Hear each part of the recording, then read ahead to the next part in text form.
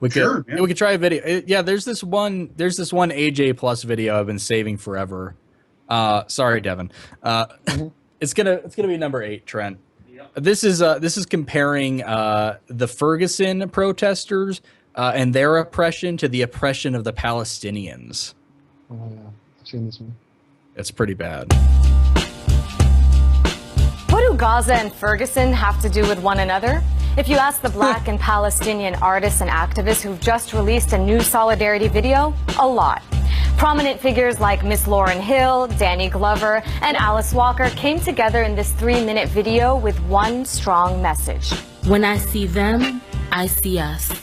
Harassed, beaten, Oh my God. tortured, Just dehumanized. Oh No, Oh my God. no, Go ahead, Logic Tree. no. Okay. Firstly, Palestinian harassment. You mean like them? Like them throwing rocks and stabbing people? Is that Yeah. harassment? Okay.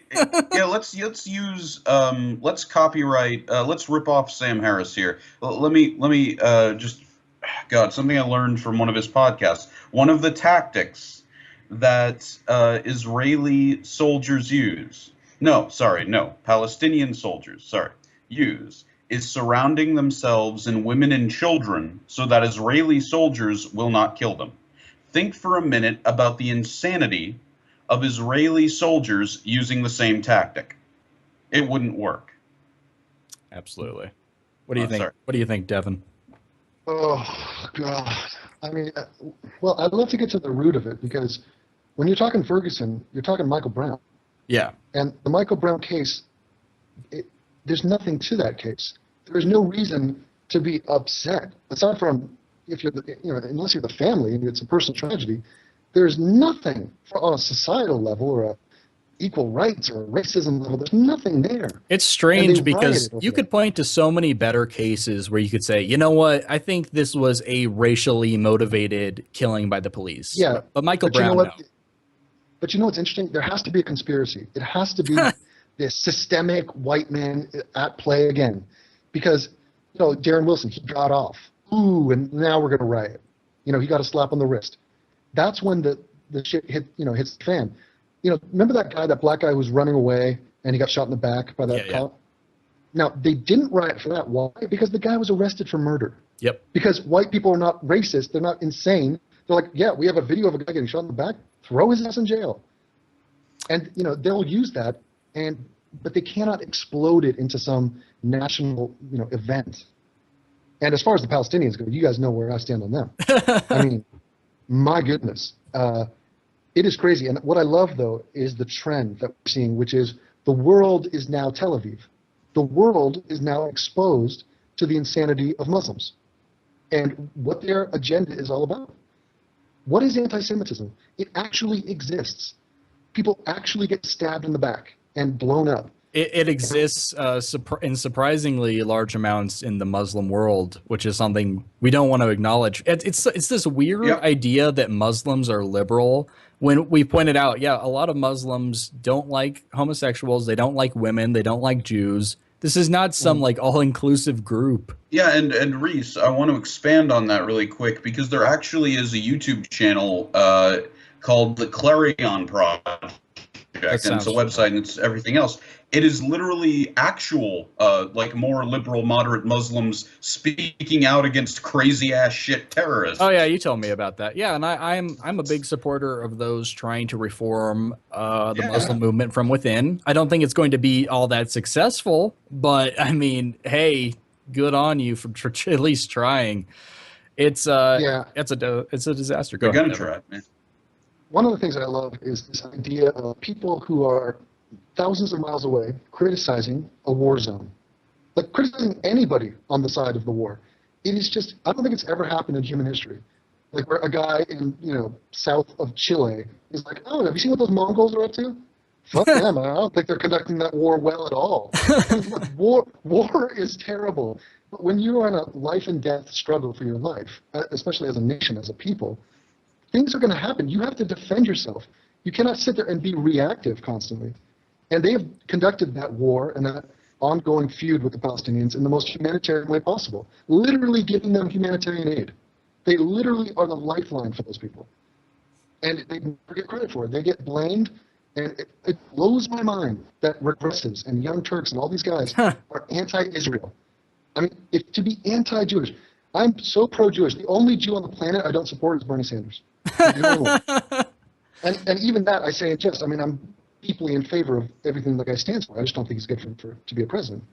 So please continue being a senator. I wonder why you think this happens, because statistically, Jews are much more oppressed. There are barely any Jews. Yes. They have been fucked over throughout human history. Yes. Why are these people, these bleeding heart liberals who are like, we need to stand up for the little guy, why aren't they standing up for fucking Jews? You know what it is? Yeah, sorry. No, I'm just saying the don't punch down mentality, it doesn't apply when you have an army like Israel has. Because then now you're the bully in their eyes. Even though they're the ones being attacked. Yes. Right, even though they're trying to be wiped off the planet. Go ahead. Yeah, what I wanted to add to that was that at your alma mater, Devin, UCLA, where, is that the right term, alma mater? I don't know. I think I fucked up. Anyway. Alma mater, yeah. Ben Shapiro was giving a speech, and the protesters outside, and, love him or hate him, Ben Shapiro, but, he was giving a speech that's pro-freedom of speech, and literally not every protest, but the large majority of the protesters, from the reports that were coming out of there, it was all anti-Semitic insults from the protesters. It was all like, yeah, you Zionist, you evil, like Jews control the media shit. Yeah, I saw footage of that, actually. A friend of mine was at that rally, and he got pushed to the ground a bunch of times. Oh, shit. Yeah, he's a guy I met up with in L.A., like I know the guy. And, yeah, it was crazy. These people were rabid. And Ben Shapiro, I like a lot of what he said.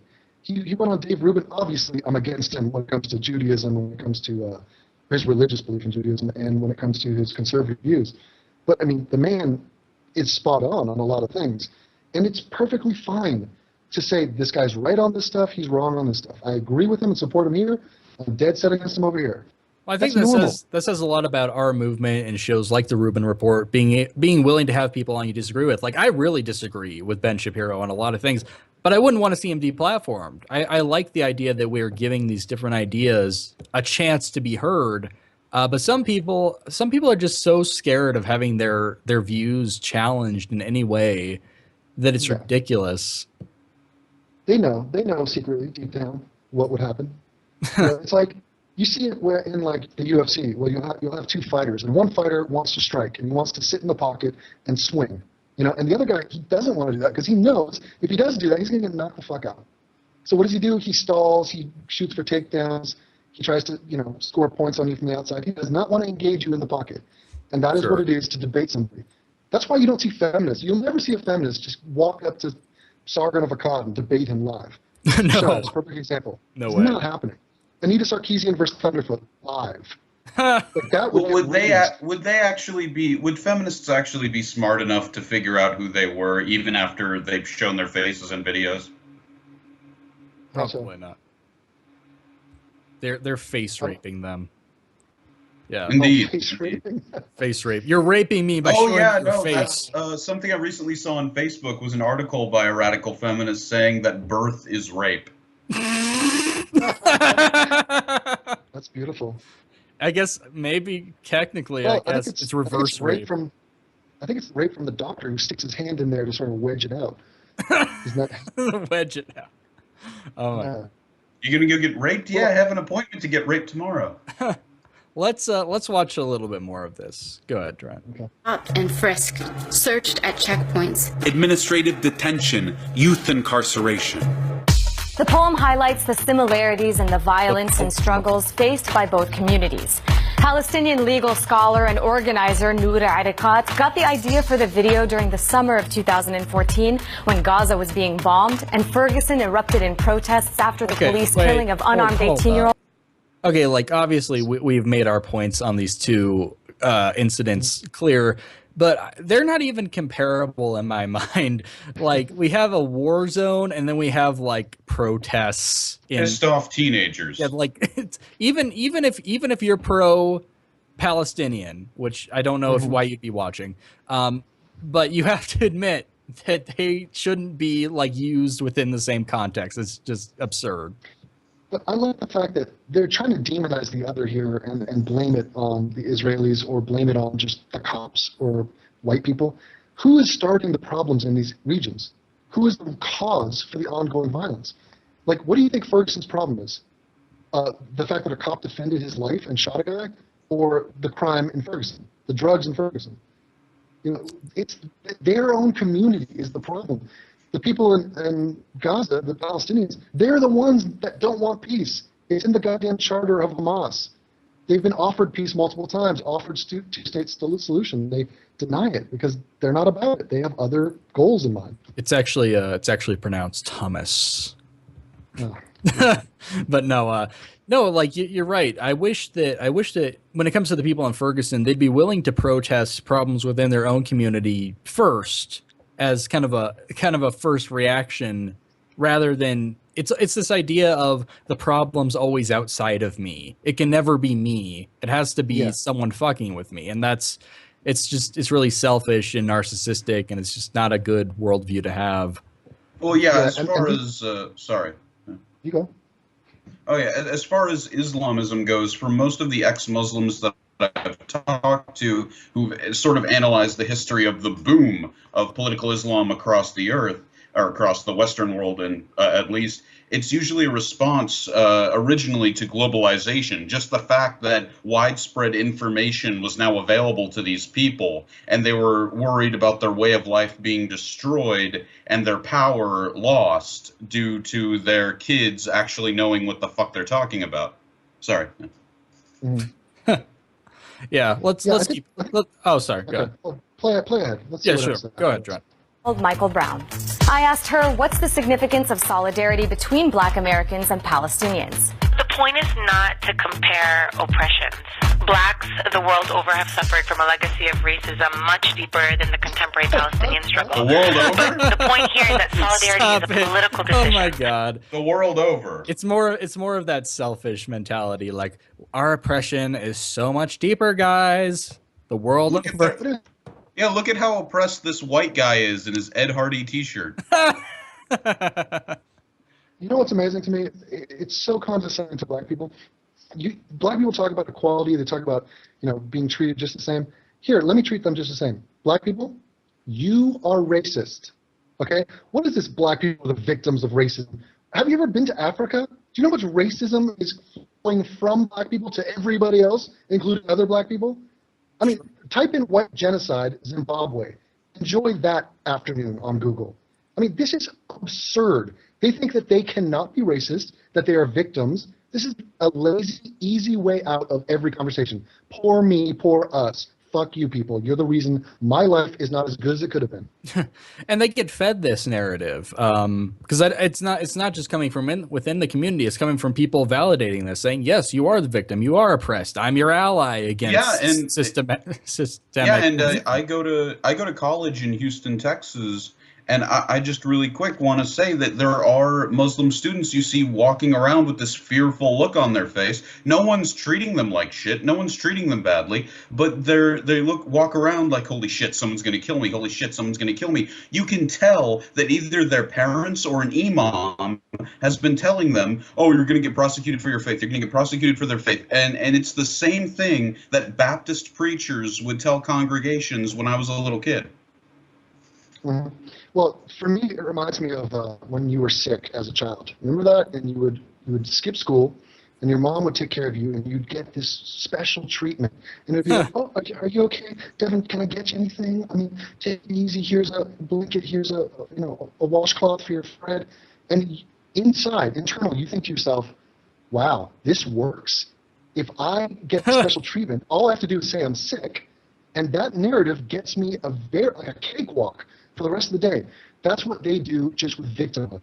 It's like Ferris Bueller's Day Off. Like, oh, he's sick. Let's start fundraising for them. Everyone pull together. Yeah, and when you think about different words that they've hijacked, they hijacked.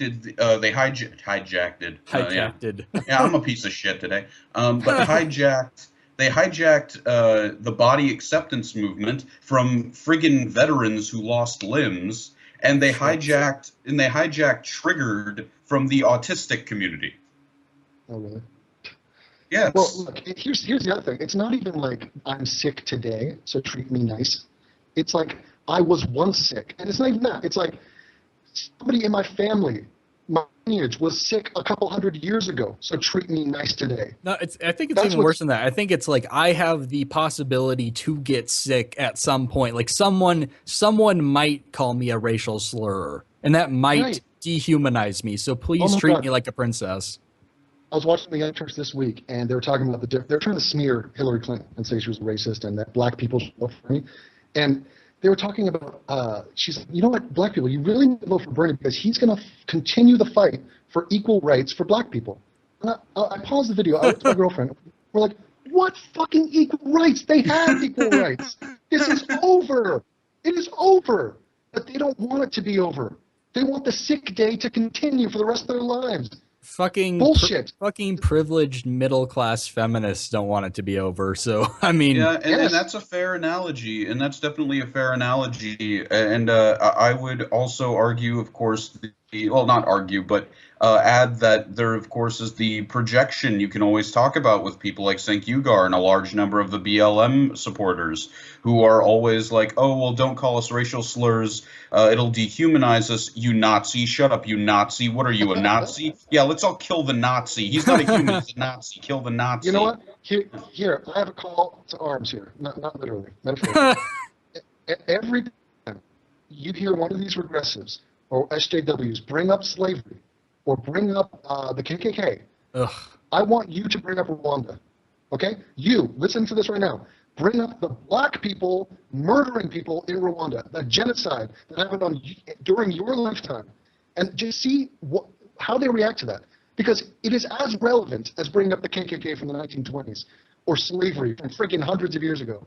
Bring up Rwanda and be like, how about those black people? Let's address them. Let's talk about them. We're already on this red herring fest. Might as well throw one in. But wait, Kevin, what about Dylan Roof? That's recent. Exactly.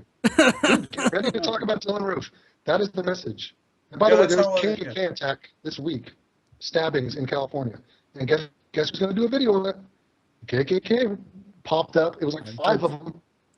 Exactly. Yeah, I thought some of the people who were stabbed were like KKK supporters, though. How do you spin that? No, exactly. Well, the black guy, there's a bunch of black guys that got arrested too, because the counter protest was larger than the protest. And it's like, look, we know there are crazy people in the world, but have some perspective, my God. Because what happens is they tar the entire group. Look, if you don't believe me, go to BuzzFeed and go to MTV News. Look at their anti-white videos that they churn out time and time again. Oh, and, yeah. Decoded. Oh, my God. By the way, tonight, in a couple hours, we got the Oscars. And guess who's going to get thrown under the bus? By Chris Rock and by everybody who goes up there and gives some political statement. It's going to be boo-hoo to the white people. The whiteys. Kill whiteys. And I guarantee you, there will be a black person that gets up there, either as a presenter or an award winner, and they are going to get a standing ovation. It could be worse. It could be Charleston. The Oscars are so racist, even though they have a black host who's like the star of the night, who's there to start and end the event. Yeah, and since they want white voices to not matter in this conversation, let me add some voices here. Let's start with Morgan Freeman, who said the words, hey, I don't think there should be Black History Month because Black history is American history. Hey, and then there's Ice Cube. Yeah, and then there's Ice Cube, a founding member of NWA, who called the people who were complaining about the Oscars epically ridiculous, who's an overtly professional actor. And, well, hey, he is. He shows up, he does his job. Those are not the right voices for the black community. They want better voices. Yeah, and that's another thing we need to talk about. I say we start the Defender of Coconuts and Twinkies initiative, because it is wrong. It is wrong that these people get to be devoted or what's the word? Ejected, uncommunicated from their race because they are smart, because they are excommunicated from my race. Yeah, well, that's what it is, really. That's because it's like, oh, they're no longer black. Oh, they're no longer Asian. Oh, they're no longer this. Oh, they're no longer Arab. He's just an Uncle Tom. Yeah, Majid Nawaz might as well be like Dracula White. Like it's. But you know what's interesting? Guess who gets underrepresented in the Oscars year after year? It's Mexicans and Asians, like, in a huge way. And they are not complaining. They're not protesting. They're not accusing everybody of racism based off that. I think that's really telling about the Black Lives Matter and this whole kind of movement in general. Like, yeah, where's the outrage for all these other minorities? It seems like you guys have a really selfish outlook on this. Well, I think that's going to change with people like Tyler Posey, because he's a Latino actor, and he really does look like half Tom Cruise, half Antonio Banderas. I think he's going to get some good roles. Sorry. Right. I mean, this is honestly just supply and demand.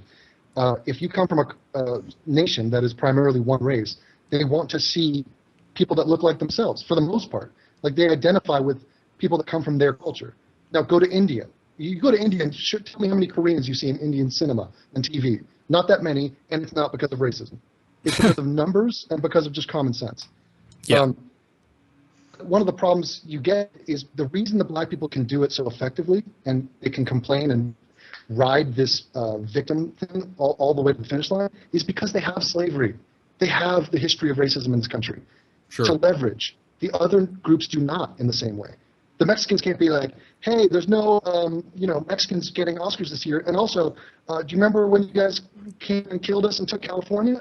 It just doesn't have the same punch.